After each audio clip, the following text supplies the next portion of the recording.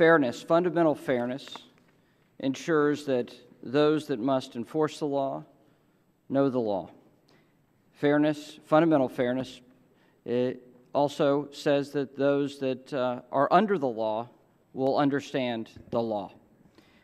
Those that benefit from the law as well should have a level of understanding of what the rules of the game are as well. Discrimination based on race, sex, or other prohibitive factors is destructive and morally repugnant. More specific to the jurisdiction of this committee, discrimination in housing and in lending is unfair and unjust and has no place in the American marketplace. Unfortunately, discrimination still exists. For this reason, the protections afforded by the federal civil rights statutes remain important and necessary. These statutes, like the Fair Housing Act and the Equal Credit Opportunity Act, obligate the government to investigate allegations of discrimination, take appropriate action to end discriminatory practices, and provide relief to victims. According to the legal theory of disparate impact, the government or private litigants can bring discrimination claims based solely on statistics that suggest an otherwise neutral policy disparately impacts protected classes.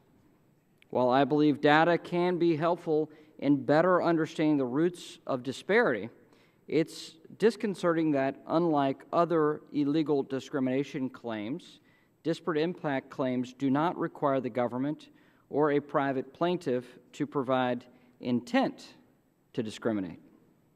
It's important to remember that resources to fight discrimination are not unlimited. I believe our witnesses today make a strong argument that precious resources to fight discrimination are needlessly diluted when agencies with civil rights missions attack disparities that arise for reasons other than discrimination.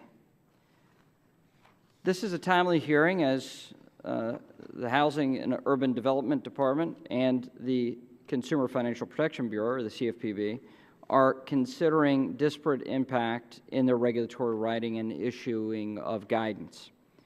And up until a few days ago, the Supreme Court was planning to address the legitimacy of disparate impact claims under the Fair Housing Act this term. That, as has been covered in the press, is no longer the case. In front of us today, we have an expert panel of witnesses who have spent their careers fighting illegal discrimination.